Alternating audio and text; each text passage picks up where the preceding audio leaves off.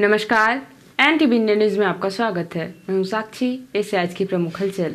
सीधी जिले में समाजवादी पार्टी का 2 दिवसीय संभागीय प्रशिक्षण शिविर का आयोजन आज 23 और 24 फरवरी को सीधी जिले के मानस भवन में आयोजित किया जा रहा है, जिसमें पार्टी के विशेष राष्ट्रीय पदाधिकारीगण एवं प्रदेश पदाधिकारीगण के द्वारा प्रशिक्षण दिया गया। प्रशिक्षण में प्रमुख वक्ता के रूप में सपा सांसद RK चौधरी, माननीय शशांक यादव, पूर्व कैबिनेट मंत्री उत्तर प्रदेश सुरेश यादव जी, पूर्व IFS उत्तर प्रदेश दिल्ली यूनिवर्सिटी के पूर्व प्रोफेसर, जिनकी लिखी हुई पुस्तक प्रोफेसर की डायरी एक दिन में देश में सबसे अधिक बिकने वाली पुस्तक में से एक है, प्रदेश अध्यक्ष डॉक्टर मनोज यादव उपस्थित रहे।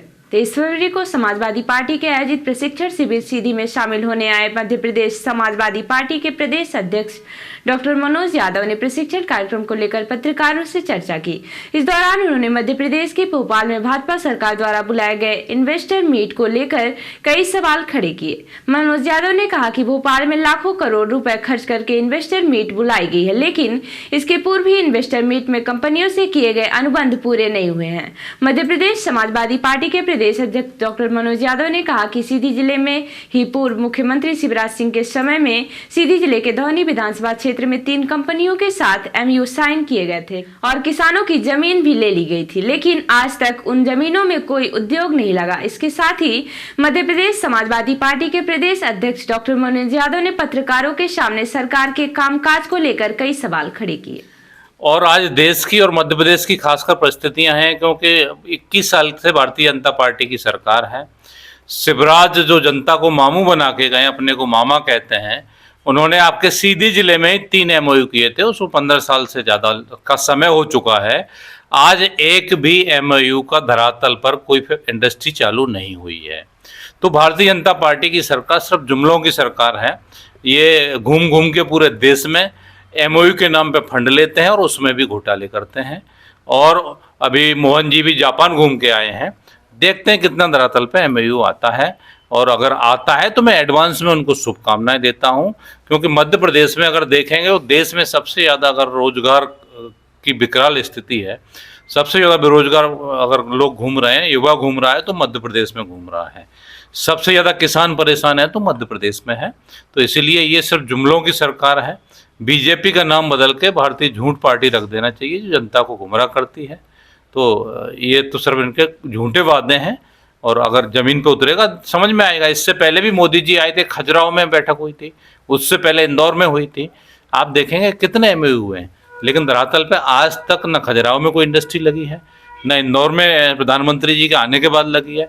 अब देखते हैं भोपाल में कितनी लगती हैं, तो उनका जवाब दे दें। उसके बाद में अगर ज़मीन पे अगर इंडस्ट्रियाँ लगती हैं तो उनका स्वागत है।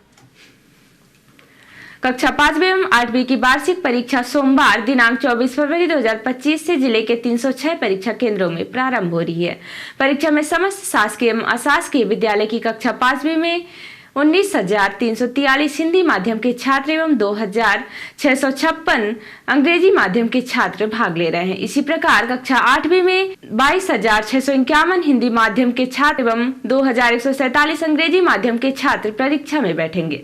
जिला शिक्षा केंद्र सीधी द्वारा परीक्षा की संपूर्ण व्यवस्था सुनिश्चित की जा चुकी है। कलेक्टर श्री सोमवंशी के निर्देशन एवं मुख्य कार्यपालन अधिकारी जिला पंचायत श्री अंशुमान राज के मार्गदर्शन में संपूर्ण परीक्षा के पारदर्शी एवं निर्विघ्न रूप से संपन्न कराने के निर्देश प्रदान किए गए हैं। समस्त केंद्र अध्यक्ष, जन शिक्षा केंद्र प्रभारी एवं प्राथमिक माध्यमिक विद्यालय को निर्देशित किया गया है कि परीक्षा में 100% छात्रों को उपस्थित सुनिश्चित की जाए। यदि परीक्षा में छात्र अनुपस्थित होते हैं तो संबंधित की जवाबदेही तय की जाएगी। मुख्य कार्यपालन अधिकारी अंशुमान राज ने समस्त अनुविभागीय अधिकारी, विकास खंड स्तरीय अधिकारी एवं जिला स्तरीय अधिकारियों को परीक्षा की सतत मॉनिटरिंग के निर्देश दिए हैं। मध्य प्रदेश शासन की मंशा के अनुसार मध्य प्रदेश जन अभियान परिषद द्वारा 1 दिवसीय प्रशिक्षण कार्यशाला का आयोजन सांसद डॉक्टर राजेश मिश्रा के मुख्य अतिथि तथा जिला पंचायत अध्यक्ष श्रीमती मंजू सिंह की अध्यक्षता में जिला पंचायत सभागार में किया गया। शासन की योजनाओं के क्रियान्वयन में महत्वपूर्ण भूमिका के लिए सांसद डॉक्टर राजेश मिश्रा ने जन अभियान परिषद की सराहना की। सांसद डॉक्टर राजेश मिश्रा ने कहा कि जन अभियान परिषद शासन के एक विभिन्न कड़ी के रूप में योजनाओं का प्रचार प्रसार, नवाचार कर धरातल पर पहुंचाने का कार्य करती है। प्रधानमंत्री श्री नरेंद्र मोदी का लक्ष्य 2047 तक भारत को विकसित राष्ट्र बनाने में जन अभियान परिषद की भूमिका महत्वपूर्ण है। प्रधानमंत्री जन मन योजना के साथ वर्तमान समय में केंद्र सरकार की एक अति महत्वपूर्ण योजना धरती आबा कार्यक्रम, जिसके माध्यम से रोड, पानी, बिजली, आवास जैसे मूलभूत सुविधाएं उपलब्ध हो सकती हैं। साथ ही प्रधानमंत्री आवास प्लस के तहत प्रत्येक पात्र व्यक्ति का नाम जोड़ना, बिजली विभाग का RDS नल जल योजना के साथ विभिन्न योजनाओं का सोशल फॉर वोकल के माध्यम से सर्वाधिक प्रचार प्रसार करना, अटल टिकरी लैब के माध्यम से हायर सेकेंडरी लेवल पर व्यावसायिक शिक्षा पर ज्यादा फोकस कर रही है। उक्त के प्रचार प्रसार में जन अभियान परिषद को ध्यान केंद्रित करना चाहिए। साथ ही नशा मुक्ति, धर्मांतरण जैसे विषयों पर जन अभियान धरातल पर सर्वाधिक लोगों को जन जागरूक करने का कार्य करें। पुलिस अधीक्षक डॉक्टर रविंद्र वर्मा के निर्देशन अतिरिक्त पुलिस अधीक्षक अरविंद श्रीवास्तव, SDOP चुरहटा आशुतोष द्विवेदी के मार्गदर्शन, थाना कमरजी प्रभारी उप निरीक्षक पवन सिंह के नेतृत्व में कमरजी पुलिस ने लापता किशोरी को चंद घंटों में ढूंढकर सकुशल परिजनों को सुपुर्द किया है।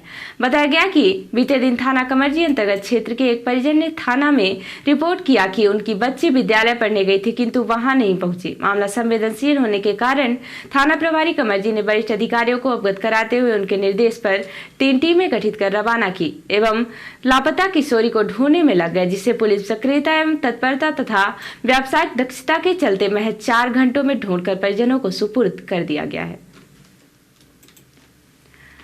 रिपोर्टर हिमायू रोतेला ने बताया कि नैनीताल में नशीली दवाओं के खिलाफ पुलिस का अभियान जारी है। वरिष्ठ पुलिस अधीक्षक प्रहलाद नारायण मीणा के नेतृत्व में ड्रग्स फ्री देवभूमि मिशन 2025 अभियान के तहत पुलिस ने एक बड़ी कार्यवाही की। पुलिस ने मेडिकल जमानत पर रिहा हुए एक नशीली दवाओं के अपराधी को फिर से नशीली दवाओं की तस्करी करते हुए गिरफ्तार किया। पुलिस ने उसके पास से 37 नशीले इंजेक्शन, 3 सिरिंज, एक मोबाइल फोन और 800 रुपए नगद बरामद किए। गिरफ्तार व्यक्ति की पहचान मोहम्मद दानिश उर्फ पिरारी के रूप में हुई है, जो बनभूलपुरा का निवासी है। पुलिस ने बताया कि उसने नशीले इंजेक्शन उत्तर प्रदेश के बहेड़ी से खरीदे थे। इस मामले में पुलिस ने थाना हाजा में मामला दर्ज किया और आगे की जांच जारी है। और अब पेश है प्रादेशिक हलचल। MP के मंत्री विधायकों के साथ PM मोदी की बैठक, कुशाभाऊ ठाकरे सभागार में चुनिंदा 208 नेताओं से की चर्चा।